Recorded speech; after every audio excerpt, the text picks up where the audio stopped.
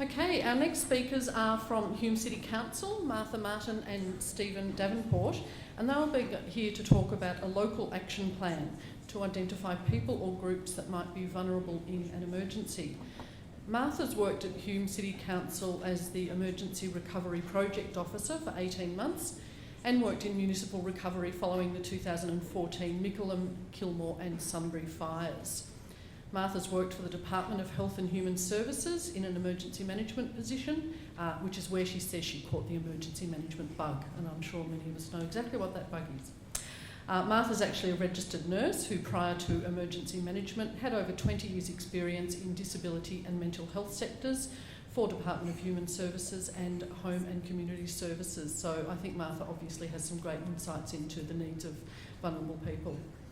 Stephen's worked at Hume City Council in the Home and Community Care program for the past 2.5 years.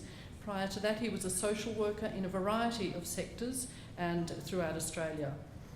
In his previous non-government position in Central Queensland, Stephen was involved in the regional coordination and delivery of post-disaster community recovery over several seasons of Queensland floods.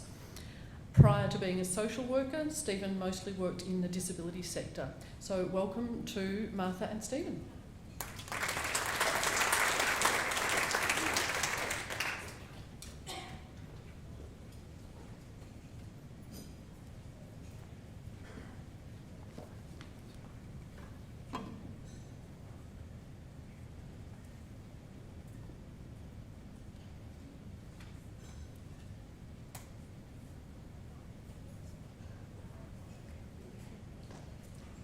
Hello everyone, and thank you Bridget for that introduction.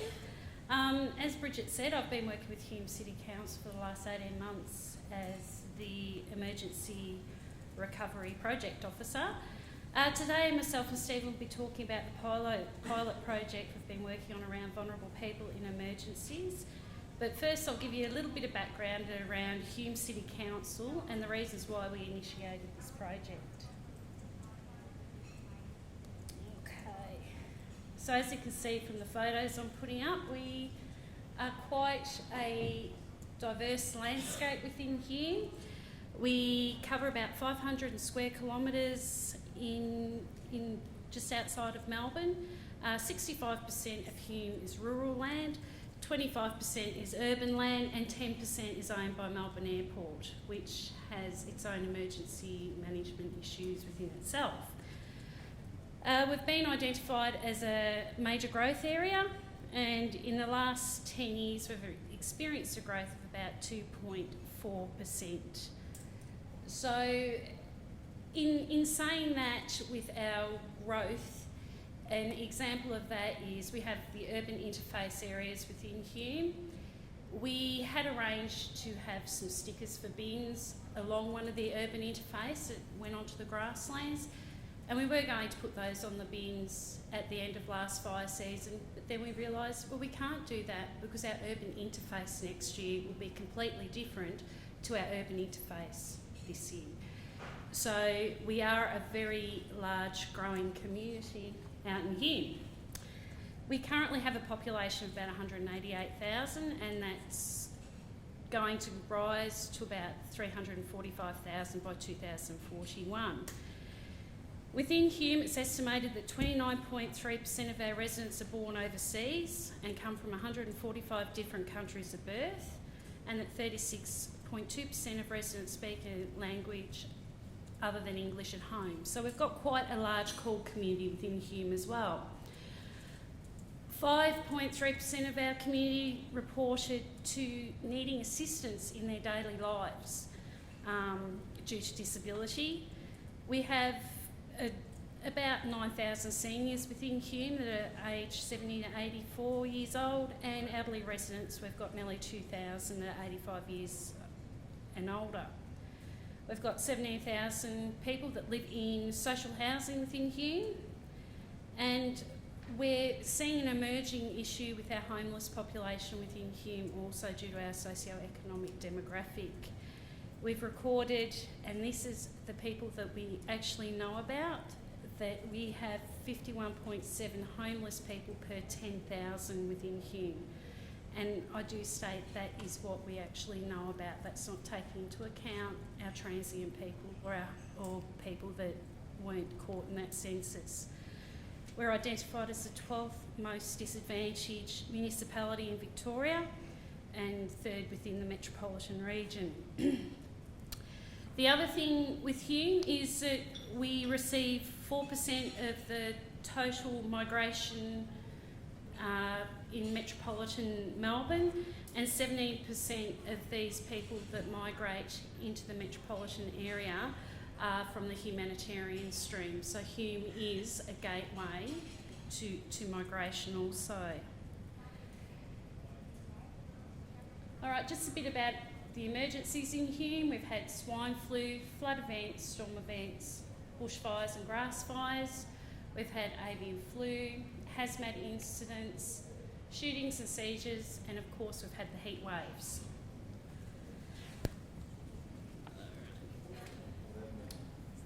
So Hume is one of the 64 local governments that are within the CFA district that receive the MERP funding. So this is what our program comes under, and that's what our funding's around. And part of that funding is looking at the Vulnerable Persons Register and how we can create some resilience within our vulnerable populations within Hume. So where do we go from here? We started with, earlier in 2014, we decided we'd host a provider training session. This arose from the Vulnerable Persons Register, and as a coordinator of the Vulnerable Persons Register, I was getting feedback from agencies. We don't know who to register. We don't understand the Department of Health and Human Services guidelines in registration. We're registering people which may not be applicable to that register. So further from this training session, it became really clear that we needed to work with community organisations around vulnerable people and registering them, and what we can do to address those that don't fit into that criteria.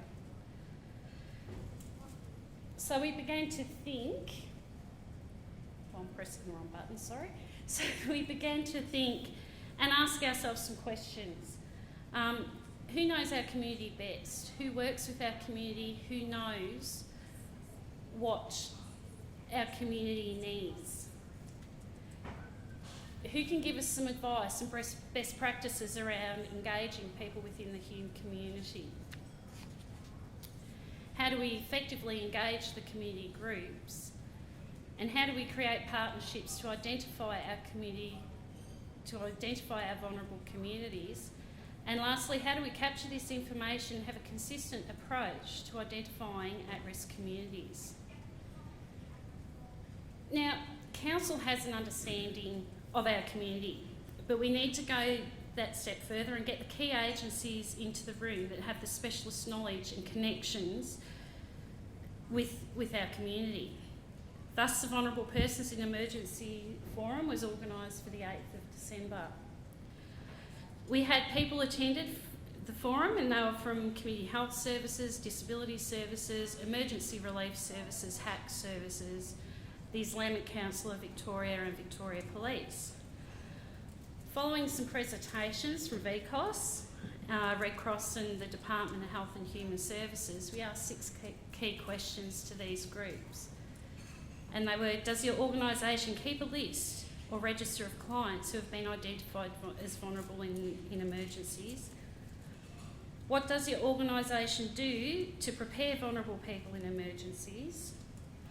What does your organisation do to alert vulnerable people to a current emergency? How should we best communicate with vulnerable groups to increase emergency preparedness and resilience? How can we best coordinate efforts to avoid duplication or avoid any gaps in our services that we're delivering?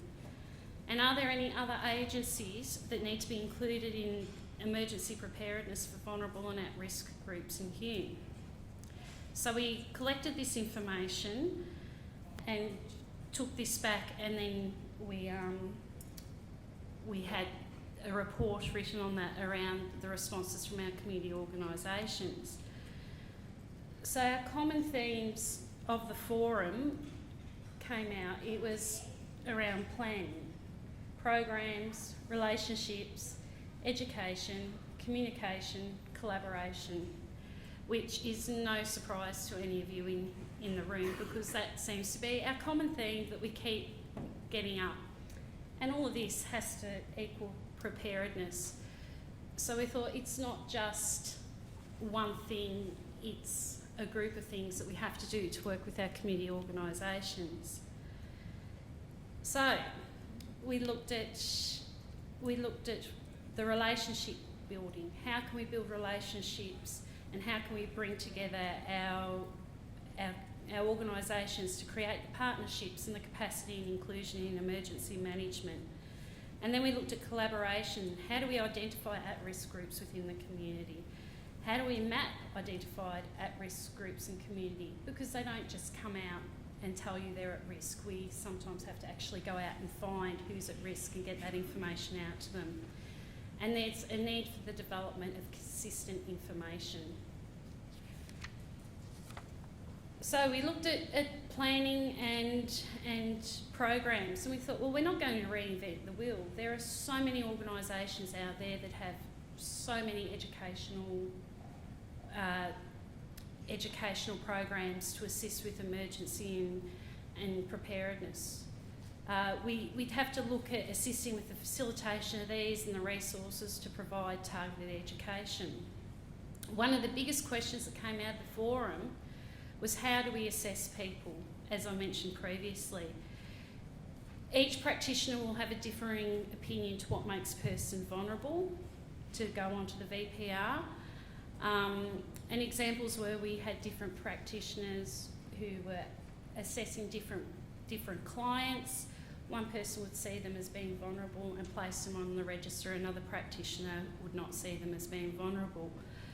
So one of the things that came out of this was, how do we assess individuals in a consistent collaborative manner across all community organisations?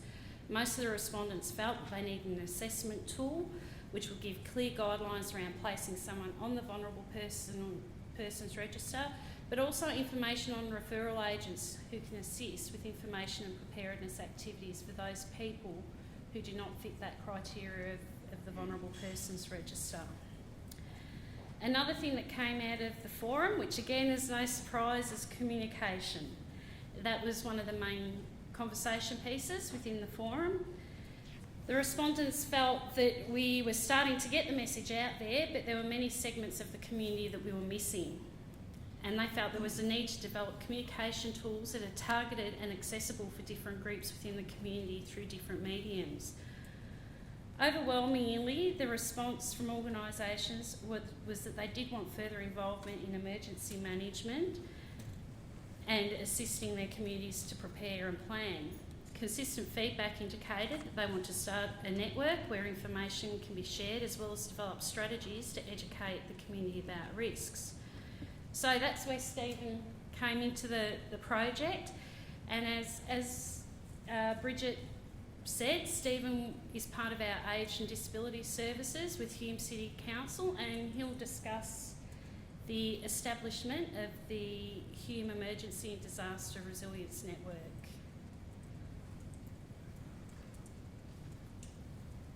Hello everyone.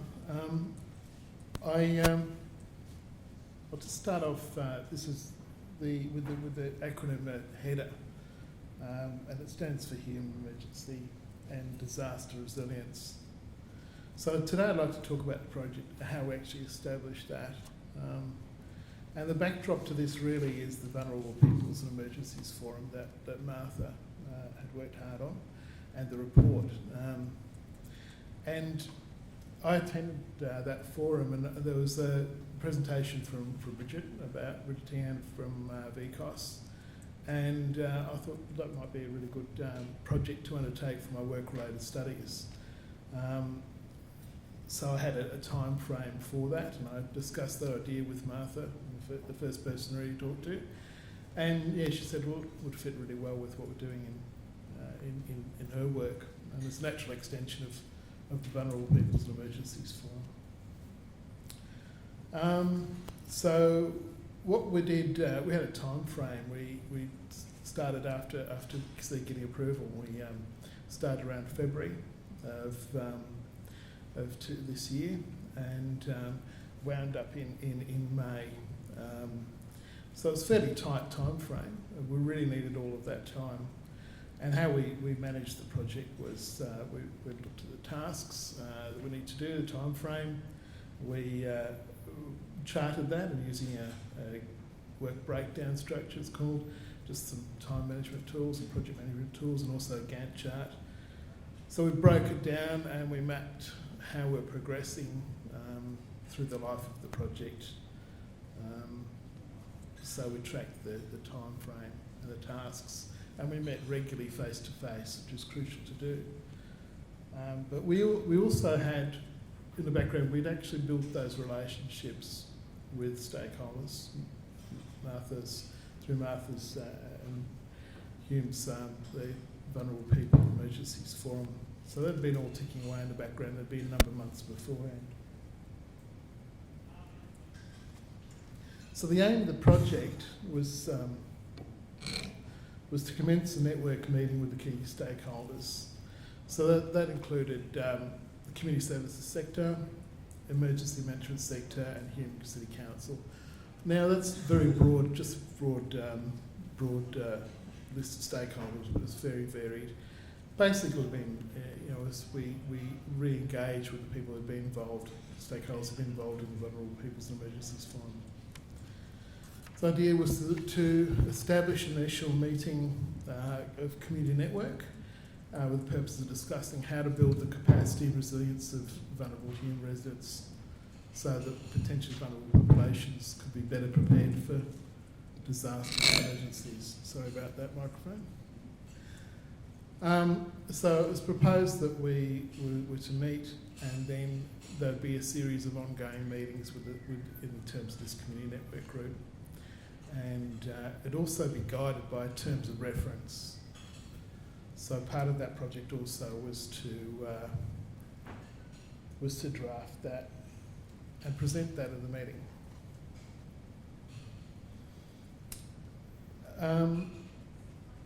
I've already probably spoken about some of this, but just to highlight the Vulnerable People Emergency report, the aims were to inform future directions in building resilience, identifying strategies to effectively communicate with vulnerable populations, and to further collaborate and coordinate our efforts through formation of network.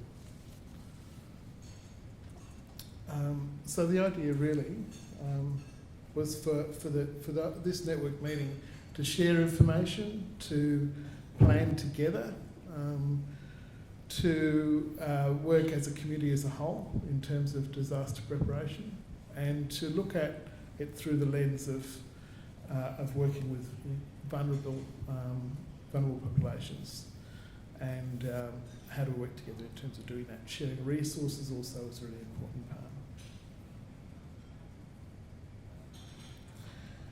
We actually had a meeting on the 14th of May of this year, and it was a very positive meeting.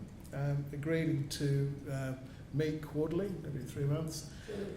The terms of reference was looked at. There was some really good feedback around that.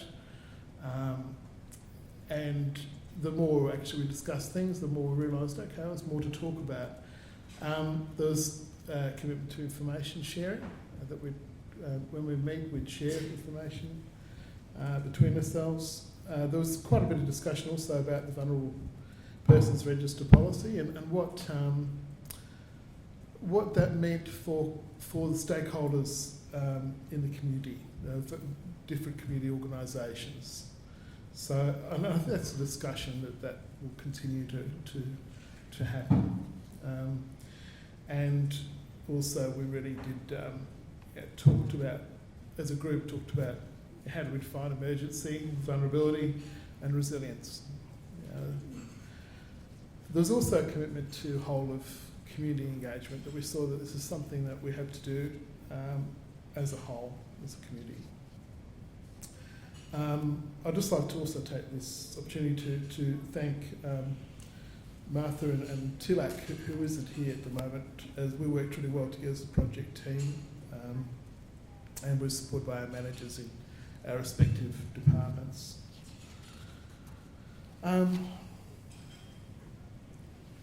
Just in closing, in terms of learnings, I think the first thing you need to do is, I think if you're undertaking a project like this as a council, I think you have to factor in a bit of time, at least 6 months, and that's having built those key relationships beforehand. I'd even say if you haven't done that as much as you'd like to, make sure you build those relationships with key agencies across the community, and the fact that we had that Vulnerable People Emergencies Forum that hadn't been left, over 6 months meant that we could tap back into the people who were interested, the people who had that conversation, and draw on that. It was meant that it was also something that could be acted upon from that forum, so it's good. So you have to build those key relationships. You have to involve the stakeholders from the start, which the Vulnerable People's Emergencies Forum did.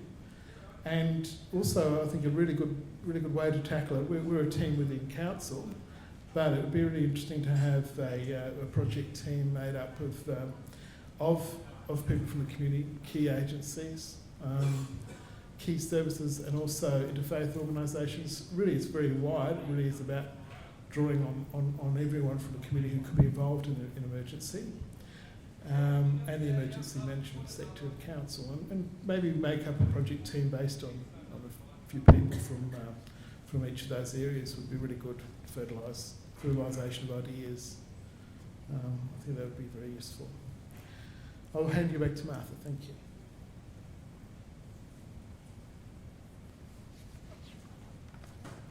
All right, so I'll just find my spot here. So, where do we go to from here?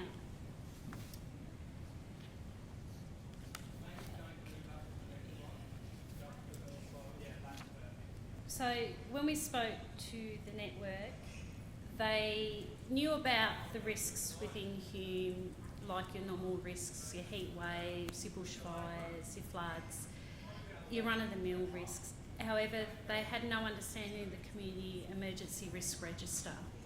So one thing that they asked is, can we talk about the Community Emergency Risk Register? What are our top 10 risks, and we can work around these to create a better understanding within community service organisations.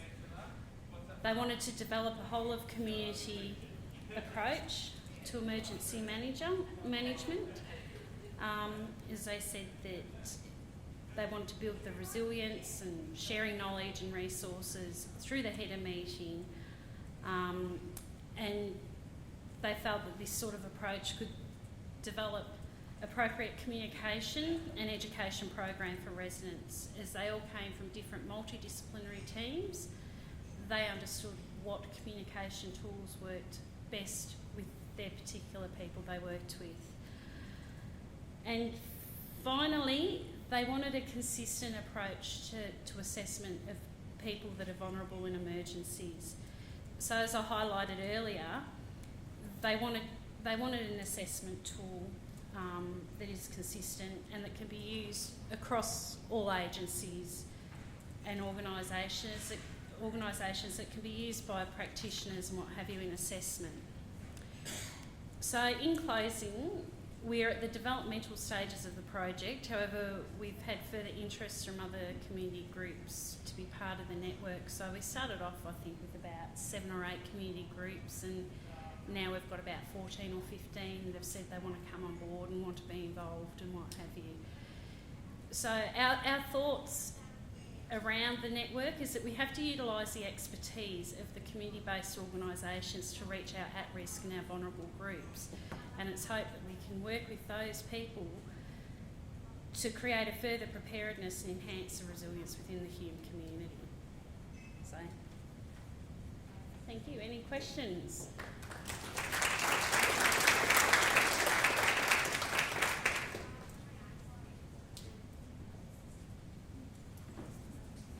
Sharon Smith from Wellingtonshire. Thanks very much for the presentation. Could you just clarify, your project is an adjunct to the existing Vulnerable Persons Register? Because my understanding is that people on the Department of Health Vulnerable Persons Register must be linked to an agency, and any referral must go through VCOSS. Councils cannot Yeah, go that's out. right. And so is yours a project to extend that further? It's looking at the issue we had with our Vulnerable Persons Register was a lot of our agencies didn't know the criteria for registering a person on that Vulnerable Persons Register. That was the feedback we got from the agencies. And also they were looking for how do we as an agency refer people on who do need ready planning but don't actually fit on that register. So this is looking at, well, how as a community group can you refer on? So it's a referral process, but included in that is also communication tools to build resilience and educating their staff around emergency management. So is your pilot project going to be picked up by the Department of Health? Because the current policy quite restricts how you get people onto that register. Yeah. What we're doing, it's not about getting people onto the register, it's about what do we do with those people who don't fit into that criteria of the register. Yeah. Just to add to that, the project itself is finished. It only had a limited time frame. It was just made that team, so it's actually it was from February to May. The project ended when we started up that initial meeting. It was just to get that meeting started. But the meetings are going to continue. Yeah. Any further questions? I think it's a really, really interesting project that Hume has undertaken, and all credit to them to reach out to community organisations. I think locally based community and social service organisations are really best placed to advocate for the needs of their clients. They really understand their clients' strengths and their vulnerabilities, and can advocate certainly in terms of emergency planning. And although community organisations are hampered by lack of resources and lack of capacity in terms of emergency planning, they nonetheless do have a very genuine desire to ensure that clients are safe in emergency situations. During the Hazelwood mine fire, there was a lot of strain amongst staff in community organisations who wanted to be there for their clients while the smoke and ash was surrounding the town, but also had concerns about their own families, and so there was that real tension between their personal and their professional obligations. So thank you, Stephen and Martha. We're actually having a short afternoon tea break now, and we'll return in about 15 or 20 minutes' time, so thank you.